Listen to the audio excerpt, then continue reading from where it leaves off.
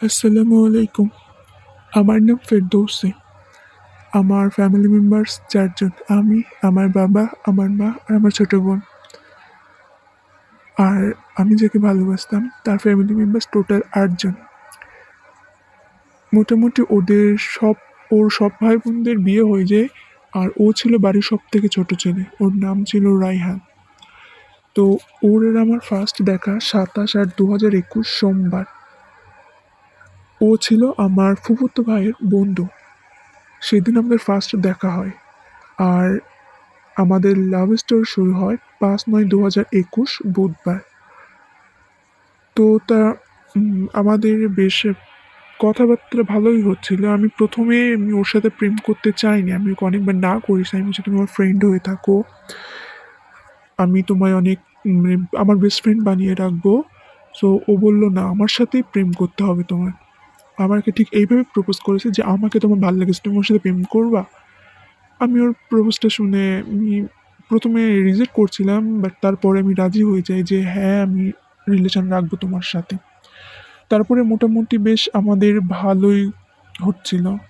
আমরা অনেকবার বেড়াতে গিয়েছি, অনেক জায়গায় ঘুরতে গিয়েছি।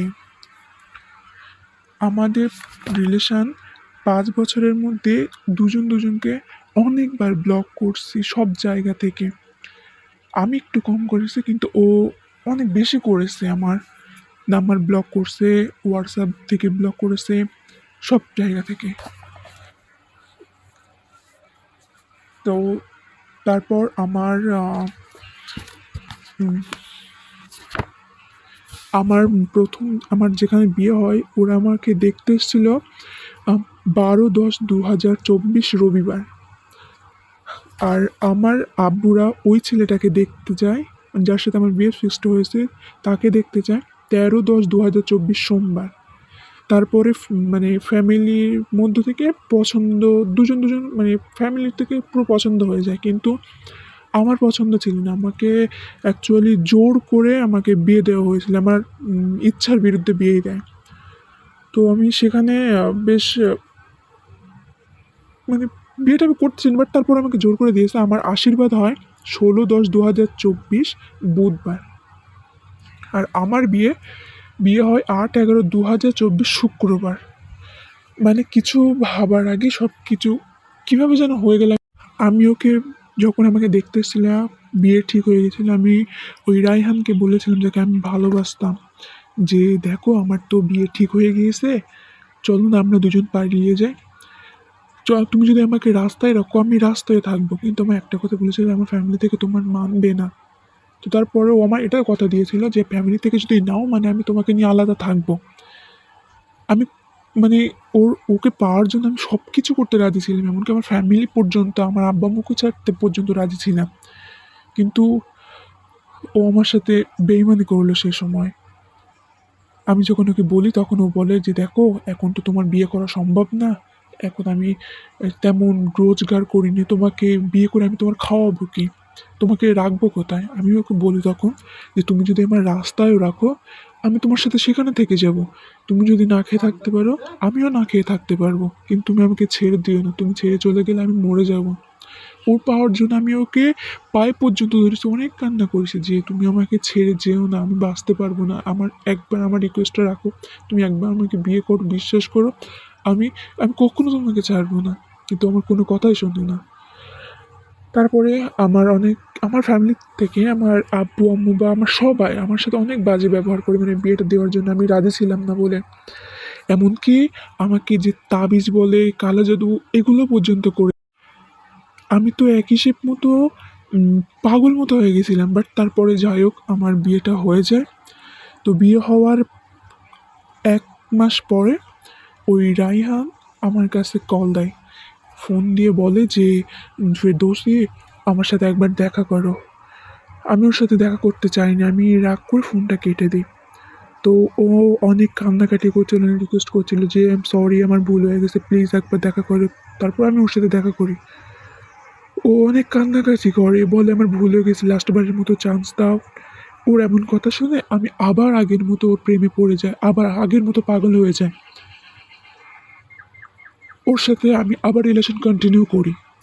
তো তারপরে ও আমার সাথে যত দিন যায় মানে মায়ে জড়িয়ে বলতে প্রচণ্ড মায়ে জড়িয়ে ফেলেও এক মানে পুরো আমি ওকে ছাড়া থাকতে পারবো না এমন একটা বিষয় হয়ে যায়।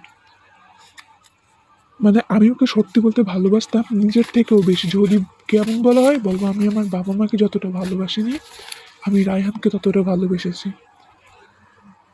তো তারপরে 4/8/2025 ও আমাদের বাড়িতে আসে, আমি ওকে আমার বাড়িতে আসতে বলি। আর তার আগে একটা কথা বলি, এই যে 4/8/2025 এর আগের দিনটায় আমার ডিভোর্সের কথা চলছিল, ওর কথা মতো আমি ডিভোর্স করতে যাচ্ছিলাম।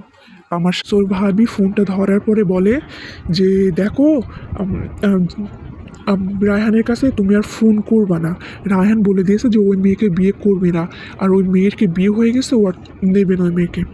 কিন্তু আমি একটা কথা বলতে চাই, ওই রায়হান ছেলেটা আমার সংসার নষ্ট করেছে, আমার লাইফ শেষ করেছে, আমার ফ্যামিলির সাথে সম্পর্ক নষ্ট করেছে, আমার বোন দুলা ভাইদের সাথে পর্যন্ত সম্পর্ক পুরো শেষ করে দিয়েছে, আর ও আমার ধ্বংস করে দিয়েছে। আমার কাছে আমার আব্বু যদি আমার জামা কেনার জন্য টাকা দিত, আমি সেই টাকা ওকেই দিতাম। ওর যদি শরীর খারাপ হতো ও বাড়িতে জানাতো না, ও আমাকে জানাতো যে ফেরদৌসে আমার শরীর খারাপ হয়েছে, আমার ভীষণ জ্বর, আমি উঠতে পারছি না, ও ডাক্তার দেখানোর টাকা আমিই দিতাম। আমি ওকে অনেক কিছু গিফট করেছি, কিন্তু ও কখনো খুশি হয়েছে কিনা জানি না, কিন্তু আমায় বলতো যে হ্যাঁ আমি হ্যাঁ খুশি। কিন্তু আমি শুধু ওর একটাই ব্যবহার করতে দেখেছি, ওর ওয়ালেটটা, যে ওয়ালেট আমি ওকে গিফট করেছিলাম তার ভিতরে ওর আমার একটা ফটো দিয়েছিলাম কপি করে সবসময় থাকার জন্য। তার কয়েকদিন পরে আমি ওকে জিজ্ঞেস করি যে তোমার ওই ওয়ালেটে আমাদের পিকটা আসে, বলে না, জানি না কোথায় পড়ে গেছে, কি কেউ নিয়ে গেছে বলতে পারবো না। কিন্তু ওর তেমন কোনো ব্যাপার ছিল না যে থাকতোই থাকুক না না থাকুক, এমন ছিল। আর কিন্তু যখন আমাদের ঝামেলা হতো একটাই কথা বলতাম যে তোমার ইচ্ছা হলে থাকো, না হলে চলে যাও। আমি বুঝতে পারতাম যে ও আমায় অবহেলা করছে, ভালোবাসে না আমাকে। তো তো 4/8/2025 ও ওই দিন আমাদের বাড়িতে আসে রাহাত। আসার পরে সেদিন আমার বাড়িতে আমার দুলা ভাই, আমার আপা দাদা সবাই ছিল। সবার সামনে ওকে জিজ্ঞেস করা হয় যে রায়হান ফেরদৌসিকে যদি আমরা ওখান থেকে ডিভোর্স করিয়ে দিই তুমি কি বিয়ে করবা? ও সবার সামনে বলেছে যে হ্যাঁ আমি ওকে বিয়ে করব। ওকে যেটাই বলা হয়েছে যে তুমি ওকে খাওয়াবে, কেউ বললো আমি আমি ও আমার আব্বু আম্মু যদি ওকে মেনে না নেয়, আমি দরকার হলে ঘর ভাড়া করে থাকবো, কিন্তু তবুও আমি ফেরদৌসিকে হারাতে চাই না। ওর এমন সাহসিকতা থেকে আমার অনেক ভালো লাগছিল যে যাই হোক আমি মানুষটাকে নিজের কোথায় পেতে চলেছি, মানে খুব এক্সাইটেড ছিলাম আমি। তো সেই দিন রাত্রে আমাদের বিয়ে দেবে এমন একটা কথা হচ্ছিল। আমার দুলাভাই রায়হানের কাছে মানে রায়হানের সাথে বলে যে তুমি তোমার বাড়িতে ফোন করে বলো যে আমি ফেরদৌসকে ভালোবাসি, আমি ওকে বিয়ে করব। আর আমি ফেরদৌসের সাথে দেখা করতে সেখানে আমার আটকে রেখে দিয়েছে, আর আজকে ওর সাথে আমার বিয়ে দিয়ে দেবে, আমি ওকে বিয়ে করব। কথা মতো ওর বাড়ি ফোন করার পরে এই কথাগুলো সো তারপরে আমি অনেকবার রাহানের সাথে কথা বলার চেষ্টা করি, অনেক কিছু মানে আমি ওর বন্ধুদের কাছে ওর বাড়িতে ফোন করে আমি খোঁজ নেওয়ার চেষ্টা করি, কিন্তু পারলাম না। তো তার পরের দিনই আমি ওর এক কাছের ক্লোজ ফ্রেন্ডের মানে বলতে পারো বেস্ট ফ্রেন্ডের কাছে ফোন করেছি। সেই ভাইয়াটার নাম ছিল মোস্তাকিন। আমি ভাইয়ার কাছে ফোন করে বললাম যে ভাইয়া রায়হানের তো খোঁজ পাওয়া যাচ্ছে না, তো কোথায় আছে শিওরলি বলতে পারবা? তা বলে হ্যাঁ ও বাড়িতেই আছে, যে শুনছিলাম আমার খুঁজে পাওয়া যাচ্ছে না। বলছে না না ও বাড়িতেই আছে, যে একটুর সাথে কথা বলে দিতে পারবা? তখন সে ভাইয়াটা আমার বলে যে দেখো ফেরদৌসি, তোমার তো অন্য জায়গায় বিয়ে হয়ে গেছে, তুমি এখন রাহানের পিছু ছেড়ে দেওয়া। রাহান এটা বলেছে যে তুমি যদি রাহানকে সত্যি ভালোবেসে থাকো তাহলে তুমি ভালোই ভালোই রাহানের জীবন থেকে সরে যাবে, ওর জীবনটা এভাবে নষ্ট করবে না। আমি তোমার এই কথাগুলো মানে রায়ান আমাকে বলতে বললো বলে আমি সব কথাগুলো তোমার সাথে শেয়ার করলাম। কথাটা শোনার পরে আমি তো মনে হয় আকাশ থেকে পড়ি। তারপরে আমি ফোনটা কেটে দিই। 4 দিন আমি না খেয়ে আসছি, চোখে ঘুম না, আমার অবস্থা ভীষণ খারাপ, আমার শরীর খারাপ পর্যন্ত হয়েছে। আমার আব্বু আম্মু অনেক টেনশনে ছিল। আমার বেস্ট ফ্রেন্ড আমার বেস্ট ফ্রেন্ডের নাম রূপালী। সো ও আমার কাছে ফোন করে আমার ডিটেলস সব কিছু শোনার পরে ওর বাড়িতে অনেকবার ফোন করেছে, রায়হানের নাম্বার অনেকবার ট্রাই করেছে, কিন্তু ফোন তোলেনি। তার পরের দিন মানে যেদিন ফোন করেছে প্রথম একদিন, তারপরে আবার একদিন ফোন করেছিল, তো সেই দিন ওর ভাবি ফোনটা ধরেছে। তো ফোন করার পরে ফোনটা ওর বড় ভাইয়া ধরে। রাহান যখন এসব কথাগুলো বললো ওর ভাইয়া অনেক রেগে যায়। ওর মাও ছিল পাশে, সবাই ছিল। তো সেই দিন রাত্রেই ওদের বাড়ি থেকে ওর ভাই, ওর দোলা ভাই মানে রায়হানের দোলা ভাই ভাই, গ্রামের লোকজন, কিছু মানুষ আমাদের বাড়ি এসেছিল। আসার পরে আমাদের বিয়ে ঠিক করে। আর তার বিয়েটা ঠিক করে যে 5/8/2025 আমার সকাল 10টার মধ্যে আমার ডিভোর্স হয়ে যাবে। আর ওই দিনই রাত্রি ওরা আমার রেজিস্ট্রি করে মানে করে দিয়ে যাবে ওর বাড়ি থেকে। তারপরে কম 1 বছর বলো বা 1.5 বছর পরে ওর বাড়িতে আমার নিয়ে যাবে। কিন্তু তেমন কিছু হয় না। বিয়ে দেওয়ার জন্য রাজি হলেও ওর বাড়ি থেকে সবাই বলে যে রায়হান যদি বিয়ে করে নিয়ে যায় আমরা বিয়ে দেব, কিন্তু এখান থেকে ভালোভাবে বিয়ে করে নিয়ে যাব, কিন্তু আমাদের বাড়িতে গিয়ে তোমার ঘরেও তুলবো। ঘরে তোলার পরে তোমাদের দুজনকে লাভিয়ে দেবো। তারপরে রায়হান কোথায় রাখবে তোমার সেটা আমরা কেউ জানি না। আমি অনেক ভয় পেয়ে যাই। তো তারপরে ও বলে যে আমি আমি তোমরা যতই আমার ভয় দেখাও না, আমি ফেরদৌস থেকে ছাড়ব না, আমি ওকেই বিয়ে করব। তো সেই দিন ওরা মোটামুটি রাত 12:30-1টার সময় ওরা আমাদের বাড়ি থেকে চলে যায়। তো যাওয়ার পরে রায়হান আমার কাছে টোটালি মেসেজ ফোন কিচ্ছুই করছে না। অনেক টেনশন হচ্ছিল আমার যে না যেন ওর সাথে কেউ খারাপ ব্যবহার করছে, ও কেন আমার কাছে ফোন করছে না, উল্টোপাল্টা চিন্তাভাবনা মাথায় এসেছিল। সেই দিন আমি সারা রাত টোটালি ঘুমোতে পারিনি, না জানি কী অবস্থায় আছে। তার পরের দিন সকালবেলা তখন 10টা নাগাদ আমার এক ভাইয়ার সাথে ওই রায়হানের বড় ভাইয়ের দেখা হয়। তো আমার সেই ভাইয়াটাকে রায়হানের বড় ভাই বলে যে আমাদের রায়হানকে খুঁজে পাওয়া যাচ্ছে না, কি ফেরদৌসীদের বাড়ি গেছে।